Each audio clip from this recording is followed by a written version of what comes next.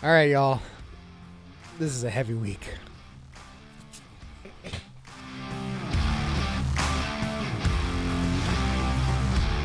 Howdy, howdy. My name is American Texan, and I love comic books, specifically reading the books and enjoying the art inside. Other channels will deal with the drama and the stupid things that creators say. We're here to talk about the stories and what happens between the pages of the comic book. So if that's you, by all means, subscribe for more videos. It is new comic book day, May 20th, and I've got a huge stack, as you saw, of pre-orders that came in all at once. I have no idea what was going on with the shipping, but man, all the books and trades and compendiums that I've been missing for the last couple months, they all showed up this week. So let's look at all the cool things that I got today, starting with the big two. And if you're reading any of these and you want to nerd out about them, that's what the comments are for.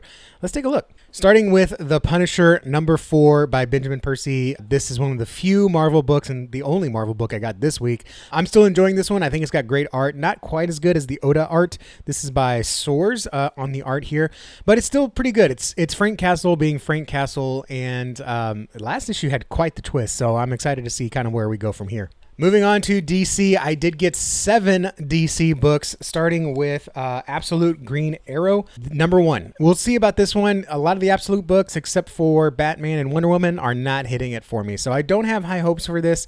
We'll see how this is, but I do like Green Arrow, so we'll see if that turns out to be any good. Then we got Deathstroke #3. I guess I should give you the art better here.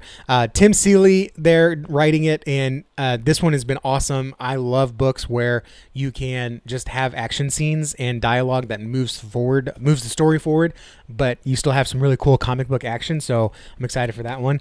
Along the same lines, this one's kind of silly. Lobo #3 by Scotty Young.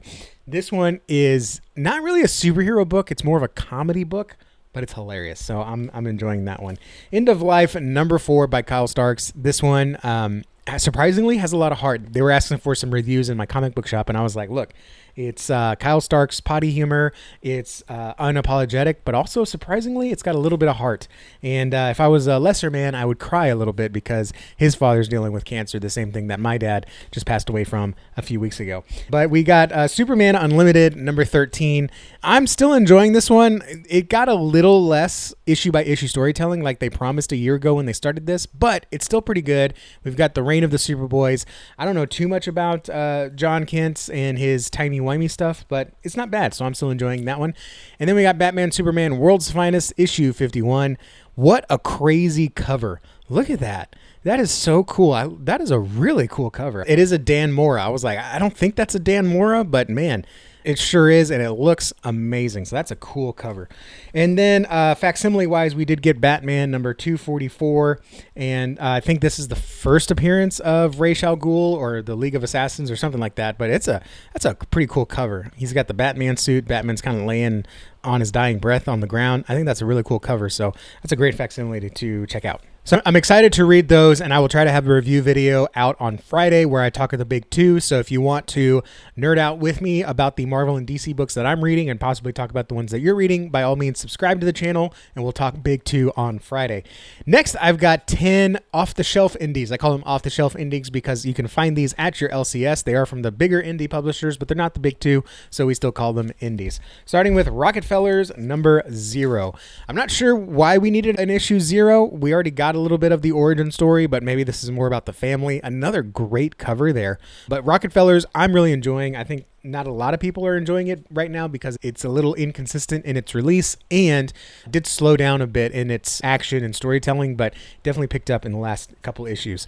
And then we've got Pooh Bear Adventures. I get this one mainly for the trading card that it comes with. I got all 4 trading cards with the last issue, including the rarest one. This one just had this bunny trading card, so I was like, yeah, let me check it out.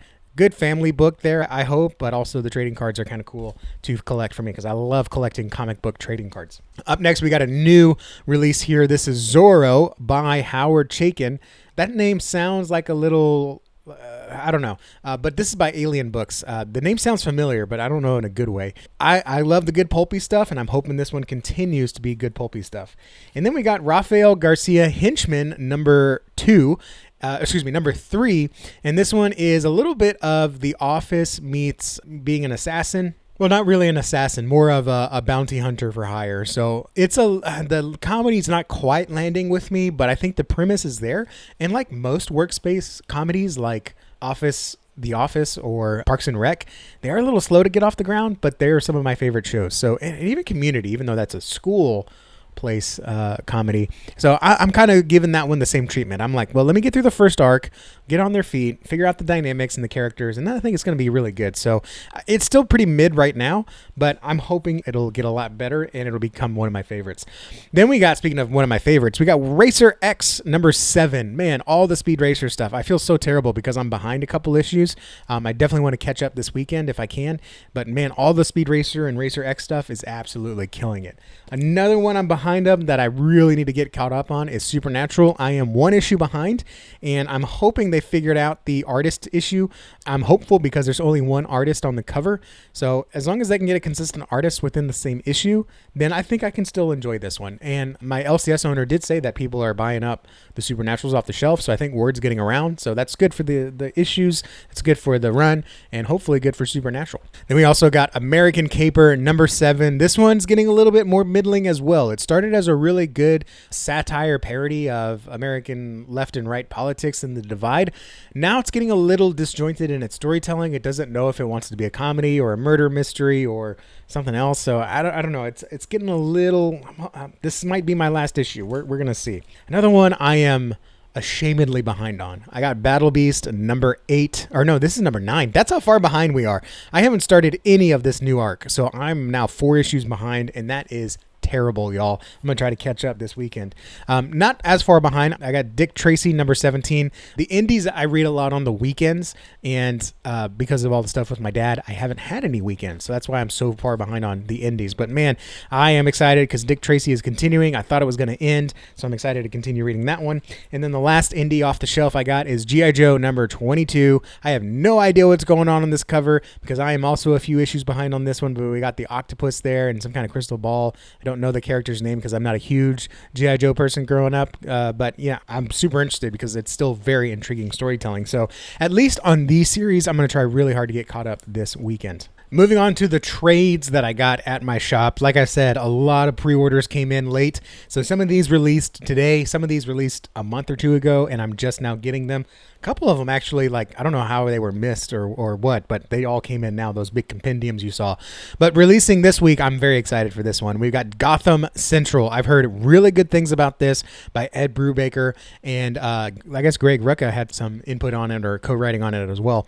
But I heard it's really good, especially because I like those stories that are set in these giant sci-fi superhero universes, but they're very street level discussions. One of my favorite games is Star Wars, Star Wars Galaxies, where it was an MMO in Star Wars universe, but at least the first few years there were no Jedi or Force characters. It was in between episodes 4 and 5. So Jedi were super rare, and so you actually played as bounty hunters, medics, animal tamers, even dancers, like healers almost. So I really like Star Wars Galaxies because it was that non-powered in a powered universe. So that's what I hear Gotham Central's kind of like, and so I'm excited to check this one out. In fact, I think luckily when I heard about how good it was, I was about to go get it off the shelf, and then I saw the solicit that they were coming out with the DC Compact, which is great because it's $10. If you don't like it, put it in one of those little libraries in your local park. Then we got some more DC World War II-ish type stuff. I really enjoy this one. It's very niche, but we got Sergeant Rock, the Rock of the Easy Co. Actually, I wonder if this might be a duplicate. I'm reading this and I'm like, that sounds super familiar. I think I have this one. If this isn't a volume 2, this might be a duplicate, which I don't know how it got reordered. But anyways, either I have it or I have it now. But either way, I have it. Sergeant Rock and the Rock of Easy Code. I like these World War II books because they're like good action, pro-America, like just good stories, but also have some character that I think is a lot of fun. And then a few indie trades that finally came in. I should have had them a while ago, but just ordering stuff. Sometimes when you have as much stuff as I do, stuff just gets Mr. Delayed. But we've got Liquidator. I like time traveling stories, and at first I wasn't too hot on this one because it is by some writers that I don't know who they are. But the premise is interesting enough. So it's basically an time heist kind of book with a female protagonist. Some of the art makes it look like I might not like it, but you know what? I try not to judge a character based on its drawing, because sometimes you can still have good stories even though the female protagonist has short pink hair. But we'll check it out anyways. Another one I'm interested in checking out, even though it's by a writer that for me is more hit than miss, but seems to be very controversial for a lot of people, is Terror Bites. And it's basically almost like another Black Mirror, it sounds like, where it deals with, how people are integrated with technology. It got renewed for another arc or another volume, so I know that's coming out in singles, but I'll probably just trade weight that one since I've trade weighted this one. So I'm interested to check this one out, and it's got a pretty cool little cover there as well, which I think properly represents where a lot of us feel technology is heading. And this one I'm excited for, Circus Maximus. I tried to get this one in the floppies, but we just couldn't get it ordered for some reason. Circus Maximus is basically like a sword and sandals, but it's more like sword and sandal and heist. There's like a giant Colosseum fight or something like that. And so this group of people are going to try to rob, I don't know if they're robbing Caesar or a governor or something, but they're going to try to pull off a heist while everyone's distracted with the big Roman barbaric Colosseum fight. So sounds like an interesting premise, and looking at some of the interiors, it's a unique art, but it's very comic booky art. So I think that's really cool there. Looks like we got some Jesus storytelling. I don't know what's going on there. So hopefully that'll be good. And then just releasing, I think this did release this week, we've got JLA by Grant Morrison, JLA by Grant Morrison, book 3. So now I've got quite a few complete compendiums between JLA and Green Lantern, some really classic good DC stuff that they're reprinting, and I'm excited to have this one too. Again, just goes in the archive. I'll read it, when a movie comes out, or maybe the writer or artist passes away, or maybe if the apocalypse comes and I just have tons of time on my hand, I'll check all these out. And as you saw my weight training for the day, I got the Nightwing compendiums. These have been releasing over the last year. For some reason, they all came in right now. I mean, that's just the comic printing world. And we've got Nightwing compendiums 1, 2, and 3 by Chuck Dixon. I don't know too much about Nightwing, but everyone I talk to or listen to says Chuck Dixon is, of course, I guess he wrote the start of Nightwing, and so this is the best place to start to learn. And from what I hear, the best Nightwing stories. From here, I hear it was all downhill. So we got Nightwing Compendium 1, A Night in Bloodhaven, and this is the start of Nightwing. I don't know, my LCS owner was asking, is this the Rebirth stuff? And I was like, I have no idea. But man, I love compendiums because they're just affordable omnibuses, and you just can't beat that. And then we got Compendium 2 here. This is, it's A Night in Bloodhaven Compendium 2. So I guess they're all called that. So Compendium 2 here. This is Rookie Police Officer by Day, Bloodhaven Sword Guardian by night. So I guess we got a little foil to Nightwing there. And then we got Compendium 3. I believe this wraps it up, and it's Nightwing versus the Joker. And so I'm really excited to have these. Again, not itching to read it, but once I do get caught up, this might go towards the top of the pile as far as things that I want to read. Last thing from my comic shop, not comic related, but sometimes they do get board games inside of different consignments that they do. I got Munchkin Legends, and this is actually for my brother-in-law. He plays Munchkins. We played it a couple times, and I sent him a text and I was like, hey, do you want any of these? This was the only one that was sealed. I think if you're going to get someone for something for their birthday, sealed is better. The other ones were used and in good condition, but I was like, let me just get them one, because I also got to ship it to them. But yeah, Munchkin Legends, I picked that up, and these are a lot of fun. You can't take yourself too seriously. This sometimes can ruin the night socially with your friends or your spouses or your family, but I still really enjoy it. So I hope we get to play this one. And this one looks more along the lines of the D&D stuff, because they have different flavors. They have like Cthulhu and Zombie Munchkin and Marvel Munchkin. I have Marvel Munchkin. This one looks more like silly D&D stuff, which I think is kind of right in the lane that it should be in. And finally, I'm going to wrap it up with the pure indies, the stuff that I get online. Actually, I'm going to wrap it up with not one pure indie, but it's a funny story. So I've got 1, 2, 3, 4, 5, 6, 7, 8, 9. I got 9 pure indie books here, and then one book I bought online. I'll just show you, even though I'm not going to read it. I'll tell you why in a second.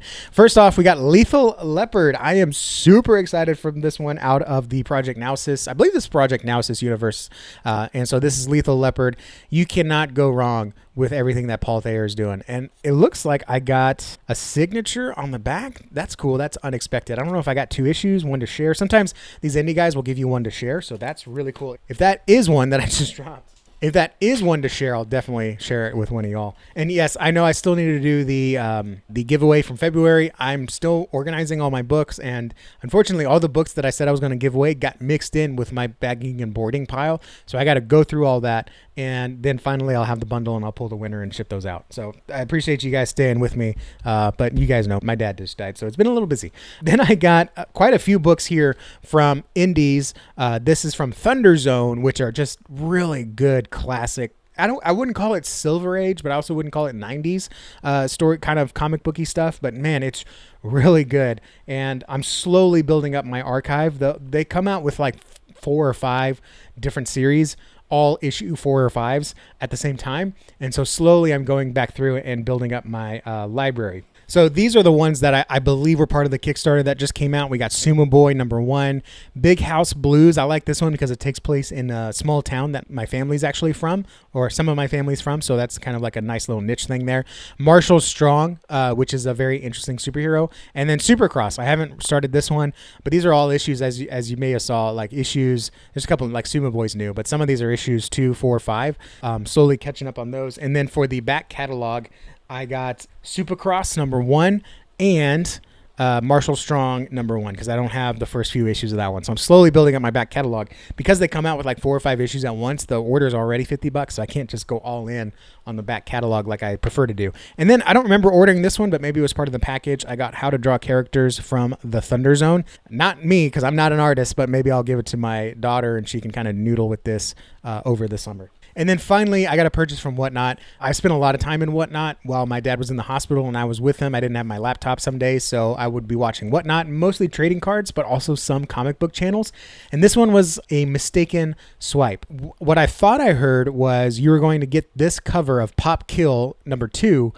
You were going to get this cover plus the trade. But I think, at least I'm giving the other person a benefit of a doubt, I think what he said was you can get this cover, and also if you want to read the book, the trade is out.